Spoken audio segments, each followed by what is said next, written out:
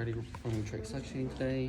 I'm gonna follow my general principles and safety practices, do my 2 patient identifiers, perform hand hygiene. We're gonna assess the need for suctioning. I'm going to watch her respiratory rate, count that for a minute. It's 18, I'm gonna check her O2 status. It's 100%, and then we're gonna listen to her lung sounds. My name is Addie. However, I'm going to be demonstrating how to do a sterile wound change. So I'll start off by performing hand hygiene. And then we're gonna check her pain assessment to make sure she's not having pain or anything. We're gonna put on her towel or waterproof pad. Position her in semi-Fowler, which she already is. And we're gonna turn on her suctioning to intermittent suctioning, 80 to 100, 50, no more than 150 since she's an adult. Check her suctioning, make sure it's going. Put this in an easy access for us. Pre-oxygenate her with high flow O2. Get that going. And while we have that going, I'm performing hand hygiene again. I'm gonna put on my PPE. After I already performed hand hygiene,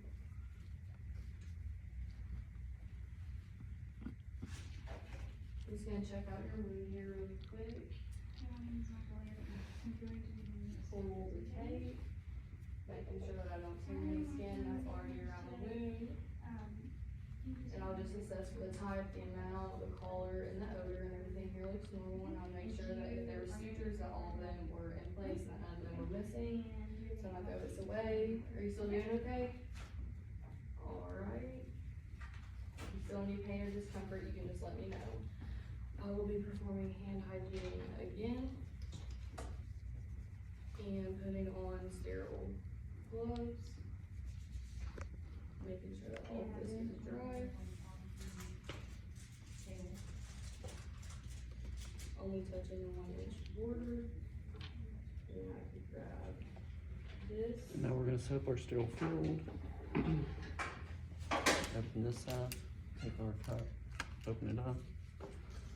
Open our saline, pour it in, discard of this, put our gloves, And I can adjust this discard of this, on the sterile part. And I will take my sterile dressing out. I'm touching the 1-inch border. I will get my supplies out.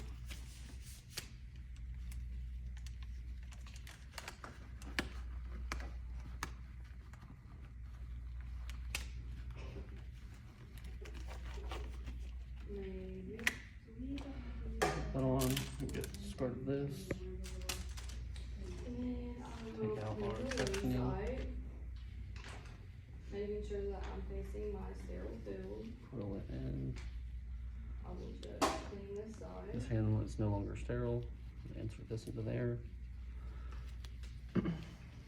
We keep this part sterile as we can. I'm going to insert into our sterile saline, suction it to make sure it's working. It is, release that. We're going to move this down so she's still getting oxygenation. And then I'm just going to. We're going to insert this in with our thumb up for 4 to 5 inches. If I meet resistance, I'm at the tracheal mucosa and I'm going to pull out 1/2 inch. And we're going to suction for 10 to 15 seconds. It's intermittent suctioning, so we're going to lift our thumb up the entire time in circular motions. And take the Band-Aid I'm on. going to take it. We're going to suction the secretions out and flush it. And if we're doing again, we'd move the oxygen back up for 30 to 60 seconds if she needed suctioning again. And since we're not, we're just going to coil this into our hand, move it, remove our gloves. Alright, now how's your pain doing now on a scale of 0 to 10? Still 2? Okay, Down. that's fine. I'll then initial input the day and the time that I did this sterile dressing change. Discard of this, And then I can take my gloves mask, off discard before of that hand from hand hygiene. I We're will gonna clean up our my area. supplies, report and We're report. gonna take it off the oxygen since she's on ordered. We're gonna turn off our suction, remove this, Where? discard of that. And then we're gonna assess her lung sounds again. Like after I put and her respiratory rate, make sure she's still good.